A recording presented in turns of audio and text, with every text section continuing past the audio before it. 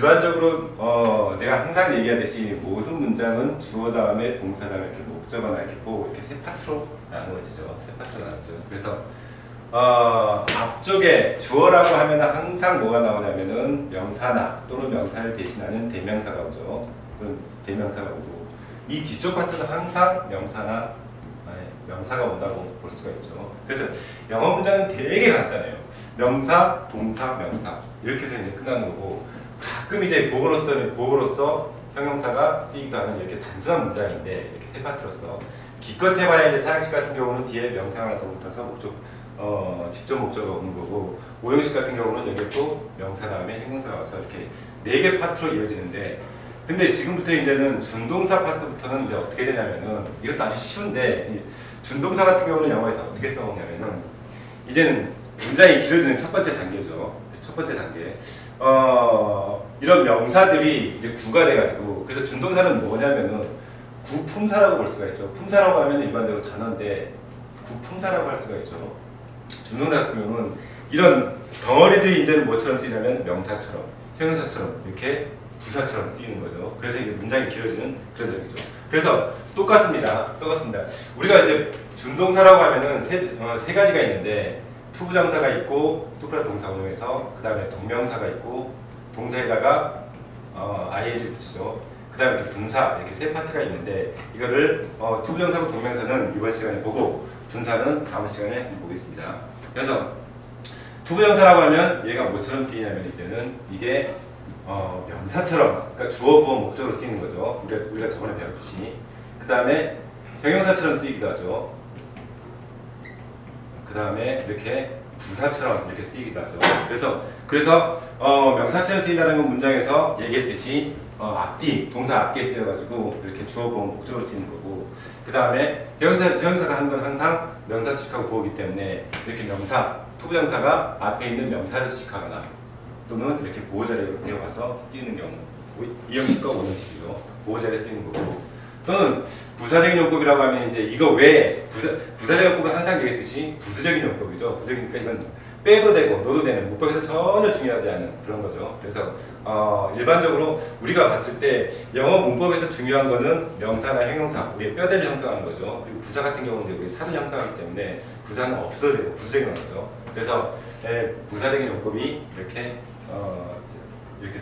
쓰이죠. 그래서 일반적으로 부사적인 용법은 투부정사를 되게 복잡하게 설명하는데 내가 독해를 많이 보거나 또는 이렇게 독해 많이 해보면은 거의 부사적인 용법은 그러니까 문장 앞에나 뒤에 와서 부사적인 용법은 거의 99.9%가 뭐냐면은 목적, 하기 위해서라는 뜻이 거의 같습니다. 독해에서는 거의 99.9%가 그러니까 나머지 용법은 거의 얘기할 필요도 없고 그냥 앞에 뒤에 온다라고 하면 거의 하기 위해서 목적으로 쓰이는 게 전부 다입니다. 그래서 일반적으로 이렇게 저기 있죠. 그리고 동명사라는 거는 우리가 봤듯이 동사에다가 ing 붙여서 명사처럼 쓰이는 거고요. 그래서 앞뒤 동사의 앞뒤에서 쓰여서 주어 보어 목적으로 쓰이고 또한 전치사 뒤에 오는 거 항상 전치사 뒤에 전치사는 항상 얘기했듯이 앞전에 위치하죠. 그러니까 항상 앞에 명사 앞에 위치하죠. 그래서 전치사 다음에 올 거는 항상 동명사, 즉 ing 동명사가 오죠. 그 다음에 분사는 이제 다음 시간에 얘기할 건데 이거는 형용사처럼 쓰이죠. pp하고 ing 붙여서 형용사처럼 쓰여서 하나는 명사를 수식하는 것과 그래서 또 하나는 보어로 쓰이는 거죠. 그래서 우리가 준동사라고 하면 투명 동명사 분사인데 이 세 가지는 뭐처럼 쓰인다라고 머릿속에 딱 개념을 잡는 게 좋냐면은 쟤네들이 품사로 쓰이는구나. 명사로 쓰이고 그 다음에 형용사로 쓰이고 부사로 쓰인다는 거. 이 품사라는 개념. 근데 하나의 덩어리를 갖게 되는 거죠. 그러면 덩어리를 갖게 되는 이유는 뭐냐면은 그러니까 이게 긴 덩어리가 되면서 이제 길어지는 이유가 뭐냐면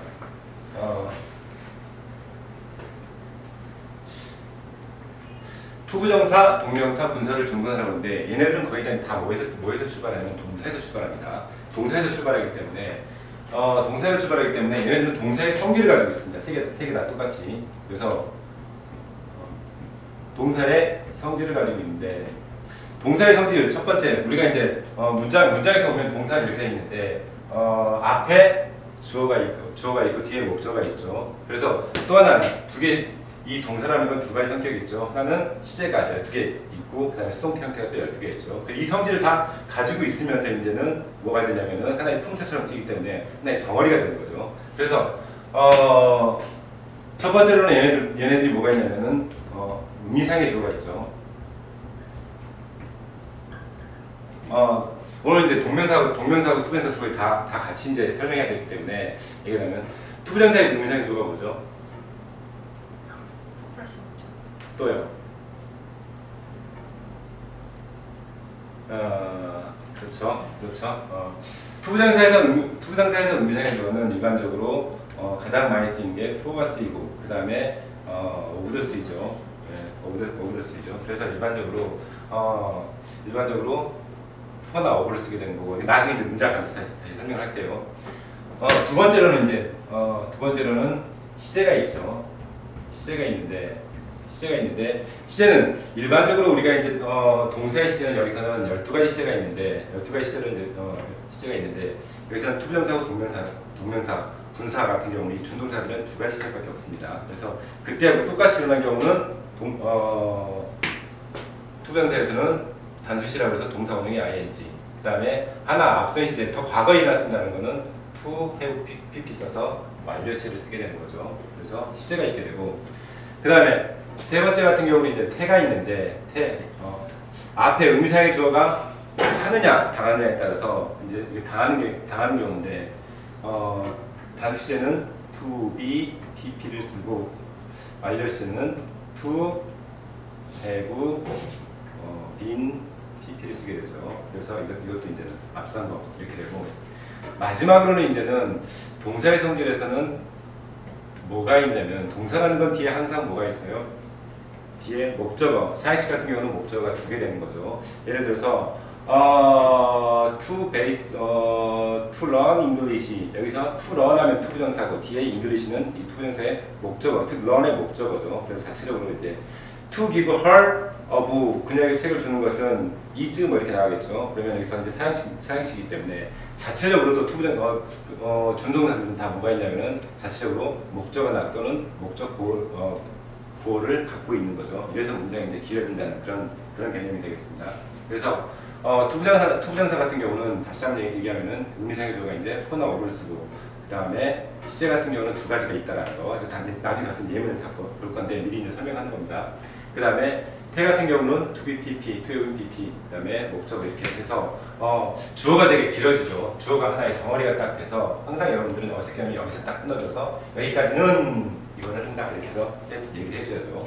그 다음에 목적어를 쓰일 때도 주어는 뭐 하는 것을 한다 이렇게 얘기를 해줘야 되는 거죠. 그래서 덩어리만 이렇게 커지는 겁니다. 그 다음에 오늘 이제 두 가지인데 투부정사하고 동명사인데, 동명사까지 한번 미리 앞에 설명을 한번 해보고, 그 다음에 책으로 들어가서 한번 얘기를 해볼게요.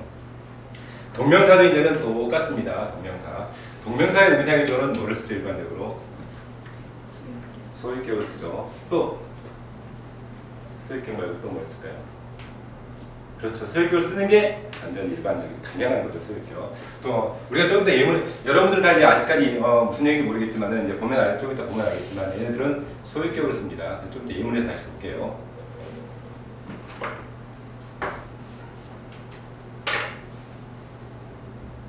소유격을 씁니다. 소유격 쓰고, 그리고 대명사들은 일반적으로 소유격을 쓰는데, 근데 일반적인 명사일 때 의미상의 주어일 때는 그냥 그 명사를 갖다 쓰는 목적격도 쓰게 되죠. 그래서 이렇게 그냥 목적격이라고 그러는데 그냥 명사를 그냥 쓴다는 겁니다. 그래서 이렇게 씁니다. 여기서 똑같죠. 이제는 똑같죠. 시제 같은 경우는 두 가지가 있죠. 동명사는 아까 투부정사는 앞에다 동사 원형이 to를 붙였는데, 여기는 동사 원형이 뒤에다 그냥 ing만 붙이면 되는 거죠. 투부정사는 to 붙이는 거고, 그 다음에 시제 같은 경우는 아까 투부정사는 앞에 to를 붙여서 to에 pp였는데, 여기는 뒤에 ing 붙여서 having 플러스 pp 이렇게 되는 거죠. 세 번째는 똑같죠. 태가 있죠. 태도 이제 두 가지가 있는데, 단수시일 때는 to be pp, 그 다음에 완료시일 때는 to have been dp 이렇게 되겠죠. 그 다음에 네 번째도 이제 아까 얘기했듯이 똑같이 이제는 동명사도 마찬가지로 뭐 플레잉 베이스볼 이런 것처럼 베이스볼 같은 경우가 플레잉 동명사의 목적어가 되는 거죠. 그래서 얘도 이제는 목적어나 또는 그게 오형식일 때는 목적 보호를 갖게 되고 이렇게 뒤에 따라붙은 군동사가 이제 품사가 되는 거죠. 그래서 주어나 보호나 목적으로 이렇게 쓰인다고 볼 수가 있습니다. 그러면 우리가 이제 한번 교과서로 한번 넘어가서 잠깐만 한번 가볼게요. 네. 그러면 이제 우선 먼저 투부정사부터 한번 봅시다. 투부정사. 여러분들이 중학교 때 가장 많이 심혈을 기울여서 봤던 게 투부정사잖아요. 투부정사. 근데 수능 영어에서는 거의 투부정사는 시험에 문법적인 측면에서는 안 나온다고 봐도 됩니다. 거의 아예 안 나온다라고 이렇게 봐도 되는데, 왜냐하면 중학교 같은 경우는 투부정사에서 이제 기본적으로 우리가 부정이라는 거는 거의 이제 정해지지 않았다, 이게 거의 무한대라고 이렇게 보기 때문에 이걸 다 학생들이 이제 기본적인 구조를 다 해야 되기 때문에, 여기서 뭐 투부정사에서 우리가 배워야 될 게 명사란 어떻게 써먹는가, 명사적인 용법, 또는 형용사는 어떻게 써먹는가, 형용사용법, 이거에 대해서 알아야 되고, 또 그 많은 부사란 어떻게 써먹는가, 부사적인 용법, 이거에 대해서 다 알아야 되니까 시간이 엄청나게 많이 걸리죠. 거의 뭐 분사, 동명사, 시제까지 합쳐도 그냥 투부정사하고 만만치 않은 그런 시간을 여기다 많이 투자하게 되는데, 여기 또 시제에 관해서도 있고 또 태에 관해서도 있고, 이 투부정사에 다 뭉쳐있는 거죠. 그래서 이런 개념들 다 여러분들한테 이제 설명을 하려다 보니까 엄청나게 많은 시간이 소요되고, 용법, 명사용법이랑 뭐 형용사용법, 부사용법, 이거 뭐 용법에 관해서 엄청나게 많이 중학교 때 시험을 많이 봤을 것이고, 많이 틀렸을 것이고, 또 많이 맞았을 것입니다, 여러분들이. 근데 고등학교에서는 고등학교 수능 문법이라고 하면 뭐를 위주라면 절대 이런 구조적인 측면에 절대 이제 안 보는 거죠. 단지 이게 너희가 이 문법을 알면, 아니면 이 표현을 알면 뭐에 도움이 되느냐라는 거예요.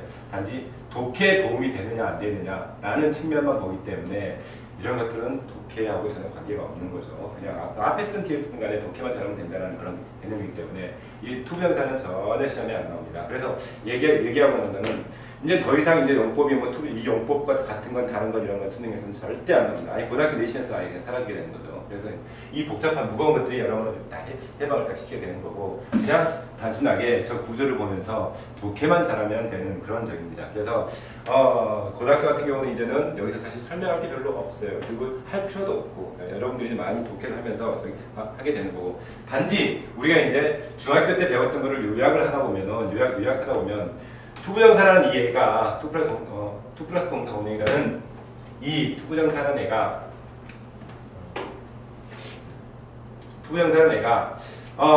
우리가 항상 세 파트라고 했죠. 맨 앞에 있고 그 다음에 이렇게 동사 바로 뒤에 있다 라고 하는 이거는 명사처럼 쓰인 거다, 명사처럼 쓰인 거다 라는 거, 이 정도만 알면 되는 거고, 그 다음에 앞에 주어가 있고 여기에 투부정사가 딱 붙어 있다, 이렇게 투부정사 붙어 있다, 그래서 수식해준다, 뭐하는 것 이렇게 뭐하는 뭐 한다라고 하면은 이게 형용사용법이다 라는 거, 이 정도만 알면 되지. 저거죠. 그래서 이렇게 있으면서 설명하는 거, I need something to drink, 마실 것 이러면서 해주는 거 있죠. I need a chair to sit on 하면은 앉을 의자, 뭐 이 정도 해서 뭐 할 하면서 이렇게 수식하는 이게 형용사용법이다.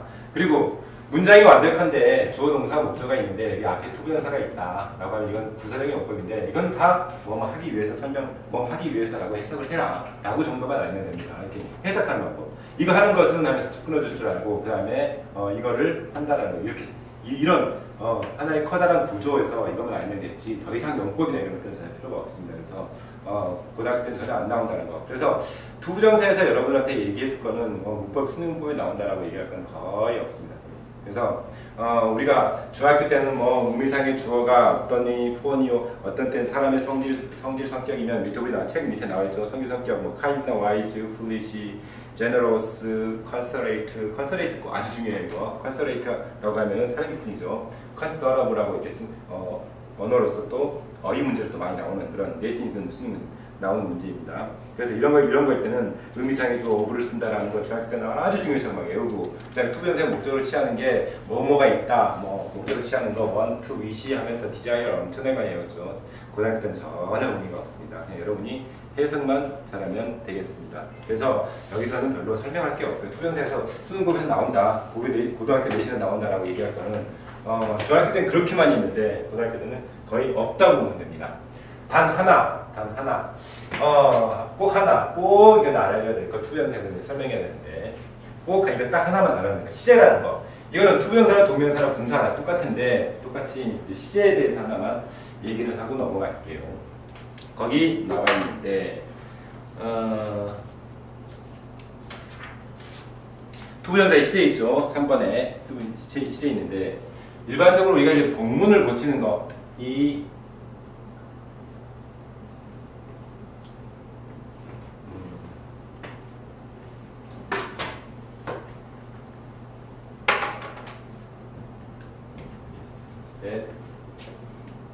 He loved me와 he loves me 이렇게 과거고 이건 현재죠. 과거 현재죠.